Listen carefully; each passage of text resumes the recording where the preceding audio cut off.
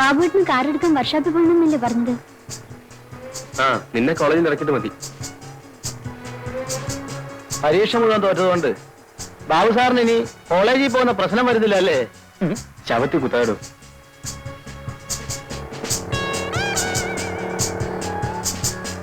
എന്നെ ഇവിടെ ഇറക്കിയാൽ മതി.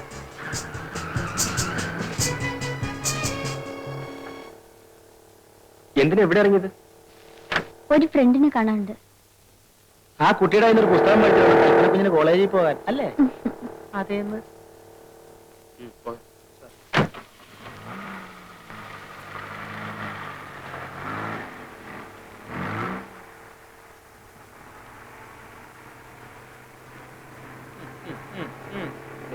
തിരിച്ചു ആ ബൈക്കിൽ പോയ പാർട്ടിയെ ശ്രദ്ധിച്ചോ? ഇവനാണ് അവൻ. ആര്? കൽപ്പന കുഞ്ഞിന് പുസ്തകം കൊടുക്കുന്ന പാർട്ടി. പുസ്തകം കൊടുക്കുന്ന പാർട്ടിയോ? ചങ്ങൻകുട്ടി എന്തായി പറയുന്നത്? ഇത് ഇന്നും ഇന്നലും തുടങ്ങിയൊന്നുമല്ല സാറേ, ഞാൻ പിന്നെ പറയണ്ടെന്ന് വെച്ചിട്ടാ. ഹായ് പ്രകാശ്. ഹായ്. ഇന്ന് കോളേജിൽ പോകണ്ട, നമുക്കൊരു ടൂർ പോവാം. എങ്ങോട്ട്? അതൊക്കെ ഞാൻ പറയാം. കമോൺ.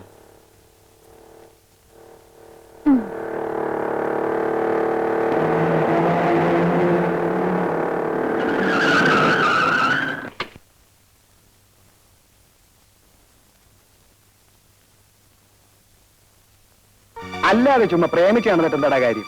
വീഴുന്നതാണെ കൊത്തും. കൊത്തി കാര്യം കഴിഞ്ഞാൽ ദൈവം പോലും അറിയാതെ തല ഊരും. അതാ എന്റെ പ്രിൻസിപ്പിൾ.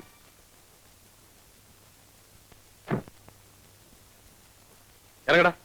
നീ എന്തിനാ ചൂടാകുന്നത്? അതൊക്കെ പറയാം, നീ ഇറങ്ങ.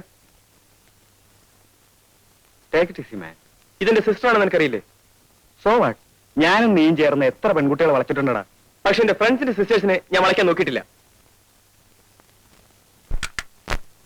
ഓരോ പെൺകുട്ടിയും ആരുടെയെങ്കിലൊക്കെ സിസ്റ്റേഴ്സ് ആയിരിക്കില്ല ആശാനെ. We are in love, ബാബുട്ടാ. ഇവന് ലവോ? ഇവനെ നിനക്ക് ശരിക്കും അറിഞ്ഞൂടാ.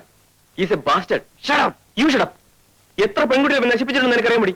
അതെന്റെ ഇഷ്ടം. ബാസ്റ്റഡ്. ബ്ലഡ് തൊട്ട് കളിച്ചാണ്ടല്ലോ. കളിച്ചാൽ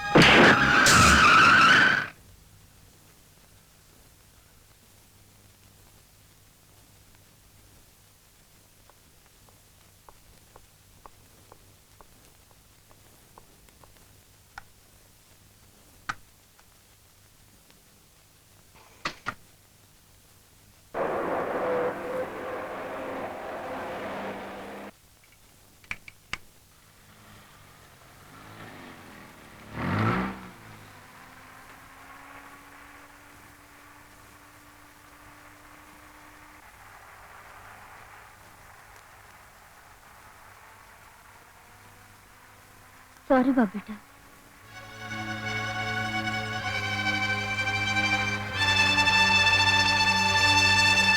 അവനോടൊന്ന് ചോദിക്കാതെ നമ്മൾ എങ്ങനെയാ മിസ്സിസ് തമ്പിക്ക് വാക്ക് കൊടുക്കുക? അവനോട് ചോദിച്ചാ ആദർശം പറഞ്ഞോണ്ട് വരും. അപ്പോഴത്തേക്കും പെണ്ണിനാരെങ്കിലും ആമ്പിളരെ കൊത്തിക്കൊണ്ടു പോകും.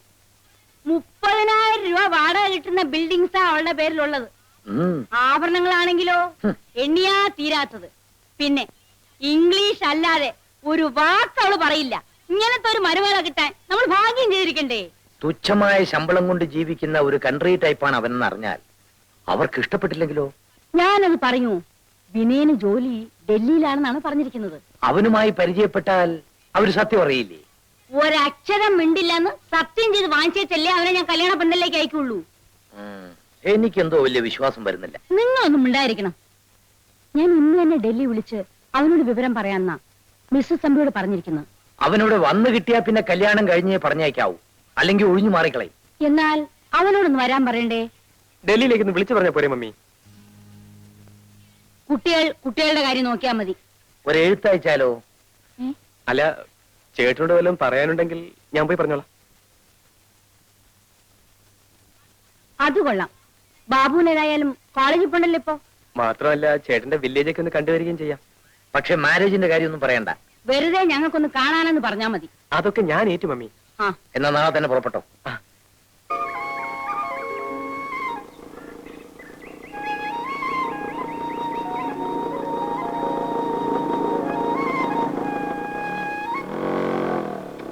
കാറ്റ് വന്നു കള്ളനെ പോലെ ഈ വില്ലേജ് എക്സ്റ്റൻഷൻ ഓഫീസർ വിനയന്റെ വീട് ഏതാ? വില്ലേജ് എക്സ്റ്റൻഷൻ ഓഫീസർ നിങ്ങളാരാ? വിനയന്റെ അനിയനാ. അയ്യോ, വിനയൻ സാറിന്റെ വീട് ഇവിടെ അല്ല. പിന്നെ ഇവിടുന്ന് പടിഞ്ഞാറോട്ട് ഒരു 15 മൈല് പോണം. അവിടുന്ന് തെക്കോട്ട് ഒരു 8-8.5 മൈലും കൂടെ പോണം. പിന്നെ ഒരു പള്ളിയാണ്, പഴകുറ്റിപ്പള്ളി, അതിന്റെ തൊട്ടടുത്താ. ഇവിടെ അടുത്താണെന്ന് പറഞ്ഞു. ഇവിടെ ഒരു പള്ളിയുണ്ട്, അത് പഴയ പള്ളി. ഇവിടെ അല്ല, ഇത് പഴകുറ്റിപ്പള്ളി, അവിടാ. Very kind of U.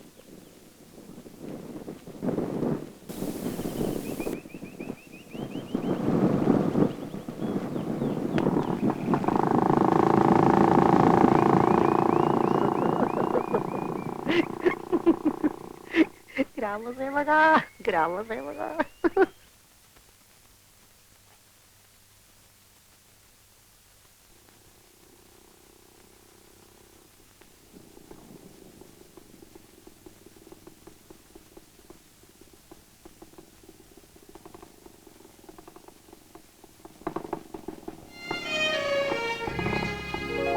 നീ എന്താണ് ഈ നേരത്തെ ഇവിടെ? ചേട്ടനെ കാണാൻ. എന്നെ കാണാനോ? വാ.